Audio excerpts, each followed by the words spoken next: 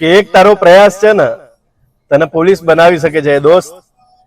તારે એવું નથી વિચારવાનું કેટલી જગ્યા છે કે કેટલી જગ્યા બચશે, બસ તારે એ જગ્યામાંથી છે ને એકાદી જગ્યા તારી છે એવું વિચારીને મહેનત કરવાની છે. આ એક મહેનત છે ને તારા જીવનની આખી જિંદગી એટલી હદે બદલી દેશે ને કે જીવનમાં તને ક્યારેય પણ પાછળથી તકલીફ નહીં પડે. આ તકલીફ તને પાછળથી હંમેશા સુખ આપશે.